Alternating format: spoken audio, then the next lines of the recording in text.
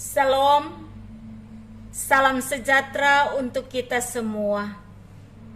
Di video kali ini, saya akan membaca Alkitab dalam Kejadian pasal 22 dan 23. Lembaga Alkitab Indonesia memberikan judul Kepercayaan Abraham diuji. Setelah semuanya itu, Allah mencoba Abraham. Ia berfirman kepadanya, "Abraham," lalu sahutnya, "Ya Tuhan," firman-Nya, "ambillah anakmu yang tunggal itu, yang engkau kasihi, yakni Ishak. Pergilah ke tanah Moria dan persembahkanlah dia di sana sebagai korban bakaran pada salah satu gunung yang akan kukatakan kepadamu." Keesokan harinya pagi-pagi bangunlah Abraham. Ia memasang pelana keledainya dan memanggil 2 orang bujangnya beserta Ishak anaknya. Ia membelah juga kayu untuk korban bakaran itu. Lalu berangkatlah ia dan pergi ke tempat yang dikatakan Allah kepadanya. Ketika pada hari ketiga, Abraham melayangkan pandangnya. Kelihatanlah kepadanya tempat itu dari jauh. Kata Abraham kepada kedua bujangnya itu, "Tinggallah kamu di sini dengan keledai ini. Aku beserta anak ini akan pergi ke sana. Kami akan sembahyang. Sesudah itu kami kembali kepadamu." Lalu Abraham mengambil kayu untuk korban bakaran itu dan memikulkannya ke atas bahu Ishak anaknya. Sedang di tangannya dibawa api dan pisau. Demikianlah keduanya berjalan bersama-sama. Lalu berkatalah Ishak kepada Abraham ayahnya, "Bapa," sahut Abraham. "Ya anakku." Bertanyalah ia, "Di sini sudah ada api dan kayu, tetapi di manakah anak domba untuk korban bakaran itu?" Sahut Abraham, "Allah yang akan menyediakan anak domba untuk korban bakarannya, anakku." Demikianlah keduanya berjalan bersama-sama. Sampailah mereka ke tempat yang dikatakan Allah kepadanya. Lalu Abraham mendirikan mezbah di situ. Disusunnyalah kayu, diikatnya Ishak anaknya itu, dan diletakkan di mezbah itu di atas kayu api. Sesudah itu Abraham mengelurkan tangannya, lalu mengambil pisau itu untuk menyembelih anaknya. Tetapi berserulah malaikat Tuhan dari langit kepadanya, "Abraham, Abraham," sahutnya, "Ya Tuhan." Lalu ia berfirman, "Jangan bunuh anak itu, dan jangan kau apa-apakan dia. Sebab telah ku ketahui sekarang bahwa engkau takut akan Allah, dan engkau tidak segan-segan untuk menyerahkan anakmu yang tunggal kepadaku." Lalu Abraham menoleh dan melihat seekor domba jantan di belakangnya, yang tanduknya tersangkut dalam belukar. Abraham mengambil domba itu, lalu mengorbankannya sebagai korban bakaran pengganti anaknya. Dan Abraham menamai tempat itu Tuhan menyediakan. Sebab itu sampai sekarang dikatakan orang, di atas gunung Tuhan akan disediakan. Untuk kedua kalinya berserulah malaikat Tuhan dari langit kepada Abraham. Katanya, Aku bersumpah demi diriku sendiri. Demikianlah firman Tuhan. Karena engkau telah berbuat demikian, dan engkau tidak segan-segan untuk menyerahkan anakmu yang tunggal kepadaku, maka aku akan memberkati engkau berlimpah-limpah dan membuat keturunanmu sangat banyak, seperti bintang di langit dan seperti pasir di tepi laut. Dan keturunanmu itu akan menduduki kota-kota musuhnya.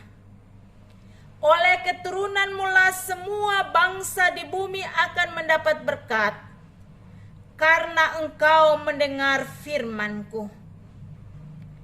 Kemudian kembalilah Abraham kepada kedua bujangnya, dan mereka bersama-sama berangkat ke Berseba, dan Abraham tinggal di Berseba. Sesudah itu Abraham mendapat kabar, juga Milka telah melahirkan anaknya lelaki bagi Nahor saudaramu. Us anak sulung, dan Bus anaknya, dan Kemuel ayah Aram. Juga Kesat, Haso, Pildas, Yilad, dan Betuel. Dan Betuel memperanakan Ribkah. Kedelapan orang inilah dilahirkan Milka bagi Nahor, saudara Abraham itu. Dan gundik Nahor yang namanya Reumah melahirkan anak juga, yakni Teba, Gaham, Tasa, dan Maka. Sarah hidup 127 tahun lamanya. Itulah umur Sarah. Kemudian matilah Sarah di Kiryat Arba, yaitu Hebron di tanah Kanaan. Lalu Abraham datang meratapi dan menangisinya. Sesudah itu Abraham bangkit dan meninggalkan istrinya yang mati itu. Lalu berkata kepada Bani Het, "Aku ini orang asing dan pendatang di antara kamu. Berikanlah kiranya kuburan milik kepadaku di tanah kamu ini, supaya kiranya aku dapat mengantarkan dan menguburkan istriku yang mati itu." Bani Het menjawab Abraham, "Dengarkanlah kepada kami, tuanku. Tuanku ini seorang raja agung di tengah-tengah kami. Jadi kuburkanlah istrimu yang mati itu dalam kuburan kami yang terpilih. Tidak akan ada seorang pun dari kami yang menolak menyediakan kuburannya bagimu untuk menguburkan istrimu yang mati itu." Kemudian bangunlah Abraham lalu sujud kepada Bani Het penduduk negeri itu, serta berkata kepada mereka, "Kamu setuju bahwa aku mengantarkan dan menguburkan istriku yang mati itu? Maka dengarkanlah aku dan tolonglah mintakan dengan sangat kepada Efron bin Sohar, supaya ia memberikan kepadaku gua Makpela miliknya itu, yang terletak di ujung ladangnya. Baiklah itu diberikannya kepadaku dengan harga penuh untuk menjadi kuburan milikku di tengah-tengah kamu." Pada waktu itu Efron hadir di tengah-tengah Bani Het. Maka jawab Efron orang Het itu kepada Abraham dengan didengar oleh Bani Het, oleh semua orang-orang yang datang di pintu gerbang kota. "Tidak, tuanku, dengarkanlah aku. Ladang itu kuberikan kepadamu, dan gua yang di sana pun kuberikan kepadamu. Di depan mata orang-orang sebangsaku kuberikan itu kepadamu. kuburkanlah istrimu yang mati itu. Lalu sujudlah Abraham di depan penduduk negeri itu, serta berkata kepada Efron dengan didengar oleh mereka, sesungguhnya jika engkau suka, dengarkanlah aku. Aku membayar harga ladang itu. Terimalah itu daripadaku, supaya aku dapat menguburkan istriku yang mati itu di sana. Jawab Efron kepada Abraham, Tuanku, dengarkanlah aku. Sebidang tanah dengan harga 400 sikal perak. Apa artinya itu bagi kita? Kuburkanlah sajalah istrimu yang mati itu.